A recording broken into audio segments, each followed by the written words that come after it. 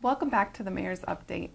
Mayor, I was hoping you could talk a little bit about the Everett Streets Initiative. I know that's an effort we're launching this month to look at some street-level social issues, homelessness, loitering in Everett. What can the community expect to see? Well, maybe first I'll describe what I think our challenge is. Last summer, we had an incredibly beautiful summer, but one of the things that we noticed was an increased activity on the street with homelessness, with loitering, with other really socially unacceptable kinds of activities. And so for the last year, our legal staff and others in my administration have looked at how other cities have dealt with this issue. You know, so what are the do's and what are the don'ts? What are the liabilities? You know, this isn't one of these issues where you just, snap your fingers and it gets solved. They're complex issues, complex social issues with a lot of different sides to them, and you really need to be thoughtful.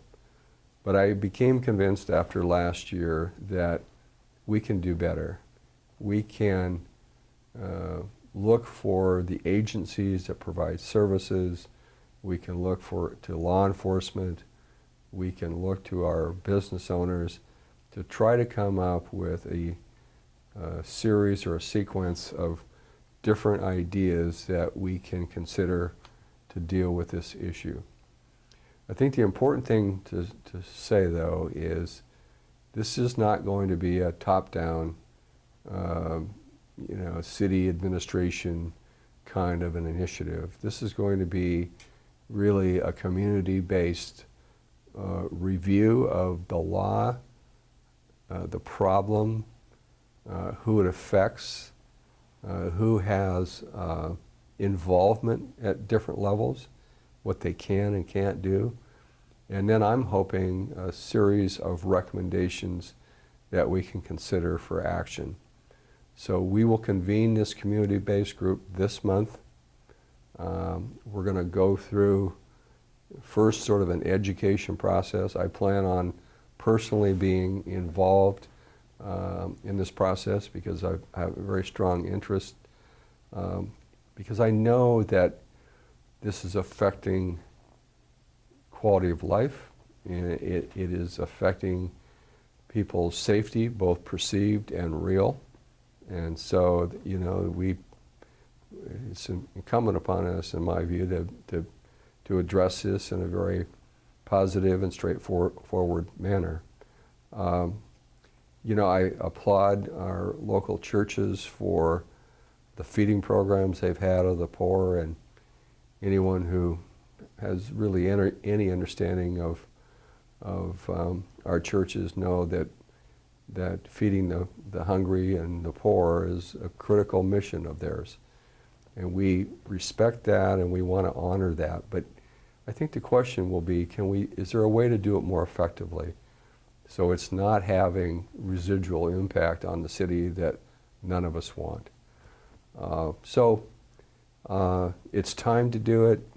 I think there will be strong interest and engagement by different sectors to deal with this issue, and I'm hoping that we can come to a much better place that's really based on fairness, but at the same time, really sets certain expectations in terms of behavior. We all love our freedom and we respect the rights that we have as individuals, but the point here, I think, is when that right or that privilege crosses the line and begins to negatively affect other human beings, that's when, as a community, we need to come together and figure out a better way forward. So, we just have worked through sort of phase one of a real tough budget situation, and now we're right away starting on another real important issue to our community. So I guess never for a lack of challenges, but this is important, and we'll do it right. Thank you. I'm sure we'll be talking about that a lot more to come. Mm-hmm. And finally today, I was hoping you could give us an update on higher education. I know Yeah. you had the chance to participate last month in WSU's first engineering graduates, Yeah. that big ceremony. Tell us a little bit about what's going on with higher ed. I will. This summer, University Center is transferred from the leadership of it from Everett Community College to Washington State University. Washington State last August of 2013, August of 2012, so it's a 2-year program, started the first upper division baccalaureate degree, a mechanical engineering degree.